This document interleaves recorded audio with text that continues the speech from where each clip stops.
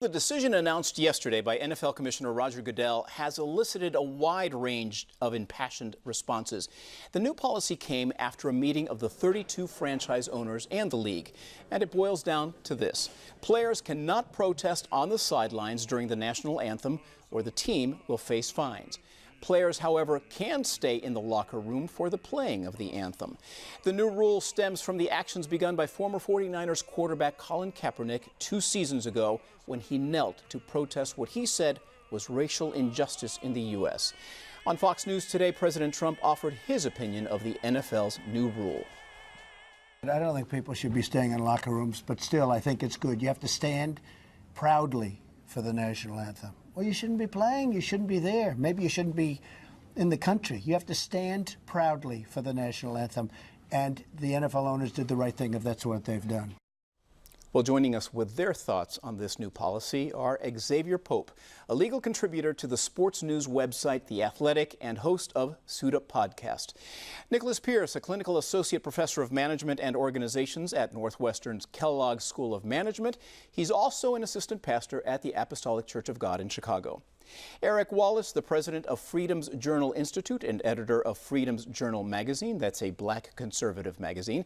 He's also pastor at Hope Christian Fellowship Church on Chicago's South Side. And Charles Douglas Love, author of Logic, The Truth About Blacks and the Republican Party and Why They Need to Work Together to Improve the Party, the Black Community, and the country. We should note that we also invited representatives from the NFL Players Association, the Chicago Bears management, and former players, all of whom declined our invitation. But gentlemen, it's nice to have you all here with us tonight. Let's just get a couple of quick takes. Xavier Pope, your thoughts on this new policy? It's a monumental shift. Many people will compare the NFL's change to the NBA, but that was a generation ago, and it was not a response to protest. And what this does is the NFL is seeking to circumnavigate the collective bargaining agreement in order to penalize its players for protesting injustice. It's really interesting that the NFL is now lobbying states to be able to benefit from sports gambling, but on the other hand, is seeking to tamp out voices of dissent. Charles Love, what are your thoughts? I think that they have the right to protest, but you have to look at the private business and the private enterprise and allow them to structure laws, rules for the business that are, best suited for the business. I think that the policy wasn't crafted well. I think we all are probably going to agree on that. But, the simplest form is that they should be able to enforce the rule as they decide to implement. Eric Wallace, you've written about Kaepernick's protests of saying his heart was in the wrong place, but the venue was wrong and he was naive about what he was doing. If he hadn't done it at that time in that venue, we probably wouldn't be here having this national discussion. Isn't that right? Well, actually, I said his heart was in the right place. I'm sorry, his heart was in the right place, right yes. Place, but he chose it was the wrong venue. Right. Well, we don't know that. I mean, hindsight is, we say hindsight is 20/20. We don't know what would have happened if Colin Kaepernick had called some of the NFL players together and said, hey, let's have a conference about this. Let's talk about this because we don't like what's happening in our community and we have a stage. We can bring attention to this. Why not do this? So you think it should have been more organized rather than a rather impromptu? It seems as though it was impromptu, kind of a spur of the moment. I don't know if he had thought it all the way through, what the ramifications were. But I agree with my colleague here that he has a right to protest. The question is whether that was the right spot and the right time to do it. I think an employer has the right to be able to tell you whether you can't. I mean, we don't get to go to our job and just decide I'm going to protest. Well, Nicholas Pierce, what about that? Is the NFL right in saying these are workplaces, or could they have crafted a better policy? The NFL certainly has the right to be able to declare what happens in their workplace. They also have the right to be criticized for the stance that they take. And when Colin Kaepernick first knelt, there was a lot of support in the NFL for this type of courageous, brave social stand. Now, with a little bit more pressure from the White House and public sentiment creeping in and the looming loss of dollar signs, now all of a sudden social justice is not quite as important. Green is the most important color, more important than brown, black, or even white. Well, let me read you a quote that Roger Goodell has given about this, and I think, which maybe springboards off what you're saying, Nicholas Pierce. He said, the general public has a very strong view of what respect for the flag is, and the general arbiter will be the clubs and the leagues, and will work with the players and get their viewpoints also. Xavier Pope, it sounds like they developed this policy without asking players and working with them to get their input, doesn't it? That's correct. The National Football League's Players Association, the Players Union that has negotiated the collective bargaining agreement with the National Football League in 2011, explicitly stated that they were not involved in these discussions at all. But the National Football League did talk to the Players Coalition that was headed up by Anquan Bolden, an organization that's their former players and the current players, and this relation to this $89 million that the NFL is donating toward social causes benefiting the African American community. So why speak to this outside group? Why don't you speak to your own union and have a negotiation with your union over the change in this policy? Do you think that players could have formed a policy? I know that you said that Kaepernick maybe should have gathered other teammates and said, how are we going to band together to raise awareness of our feelings towards social justice in this country? But do you think that they're actually going to get input from the players and that a better policy can be developed? Well, I think it makes sense for them to get input from the players if they want everybody to get along and to actually, for this thing to actually work. But should they have announced this policy without, sitting down with players and showing some signs of cooperation? That probably wasn't the best practice, because there's even word out that they actually didn't take a vote, that they just called around to get a consensus as to, from the owners. So I think there have been a number of missteps on this particular issue. So, Nicholas Pierce, when we talk about Roger Goodell and heading this organization and the entire sentiment of patriotism that has really become the core of the marketing for the NFL, has this been a slippery slope for this organization? This is incredibly wrong. This is not about patriotism at all. This is all about social injustice and the courage to take a stand. I agree that there are questions depending on your personal preferences as to whether or not that was the right venue. But I would argue that the time is always right to do what is right, as Dr. King would say. That there is no such thing as a wrong place to do the right thing. Now, there are consequences to that, and Kaepernick was clear on that. But that's what a protest is. That's what civil disobedience is. And social change does not come through polite asking and petition. Social change comes through bold action, sometimes at personal expense.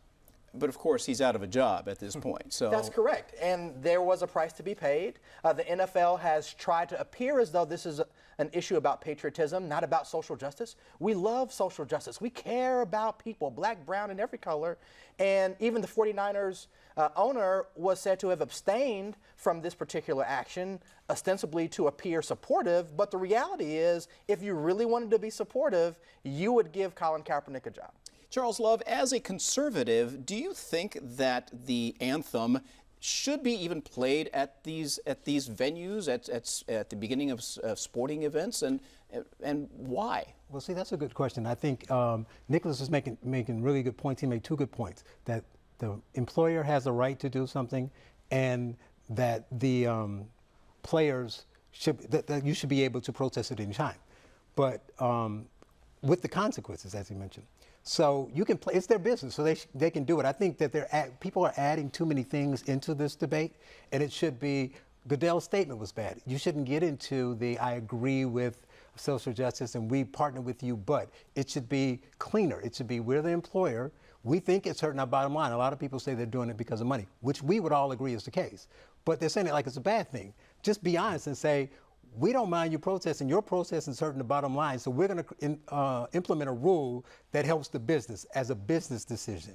As far as your question with the anthem, that could be one of the solutions. Just say we're not going to play the anthem. Now they're going to have repercussions from the fans, but then you remove that that element of the protest from the issue.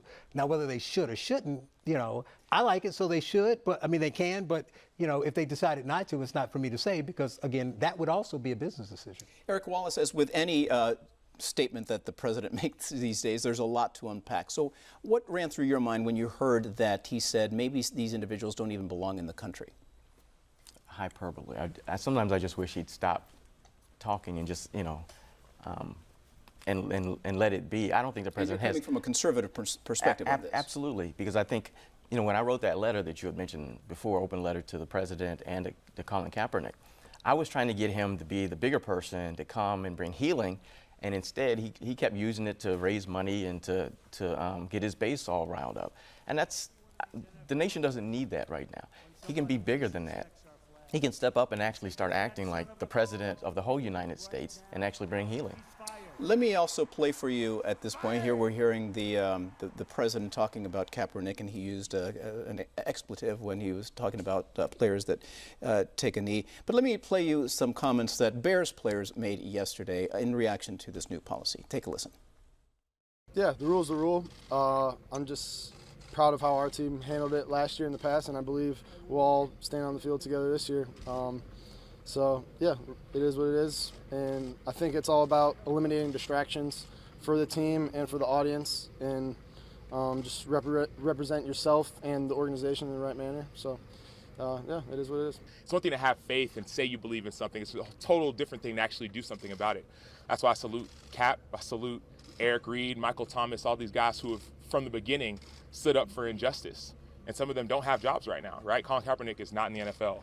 Eric Reed is not in the NFL. They're paying the price, right? But I think that martyrdom is a strong word, but I'll just use that term now. Their martyrdom is actually paying huge dividends for people with no voice. They're speaking up for the voiceless. And as a Chicago Bears NFL player, I'm going to continue to do that in any way, shape, or form. Xavier Pope, they came out essentially saying we're a band of brothers and we're going to stick together, but there are some subtleties and nuances in, pardon the pun, the black and white perspectives in this. What did you hear from those quotes? Well, you heard about two different bands of brothers. One of them is the bands of brothers on the NFL playing field, and that's just the responsibility of doing your job and getting a paycheck. Whereas Sam Acho has a different perspective of band of brothers that relates to people of his own color, cultural background, and the platform that NFL players have to speak for those who don't have the ability to speak for themselves. We see the Milwaukee Bucks player who was just recently, the video was released the same day that this promulgation came out from the National Football League, showing he was tasered by police officers, some of the same issues that Colin Kaepernick kneeled for in the first place. There has been growing tensions between the African-American community and the NFL, not just for this, but for other reasons in terms of paying, in terms of how players are treated. Is this going to widen the divide, do you think?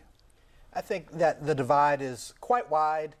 It's hard to imagine it getting much wider, but depending on how they respond to this misstep, it could in fact deepen. There's a lot of conversation around whether these football players are being treated like slaves. I think that may be a tad too far because they are making millions of dollars. Now, the owners are making millions of dollars more. However, there is this sense of black bodies being under predominantly white control, not being equitably treated, right? And so to the extent that these owners continue to demonstrate a degree of tone deafness in the face of one of the most significant moments in American history, especially on the question of race, particularly given the rhetoric that's coming out of the White House, the NFL could stand to further deepen that divide. Do you think the tone deafness extends to the hometown team, the Bears here, and the ownership? So certainly from the quote that the quarterback gave, Mitch Trubisky, it sounds as though he may not completely understand the nuance and depth of what this is all about.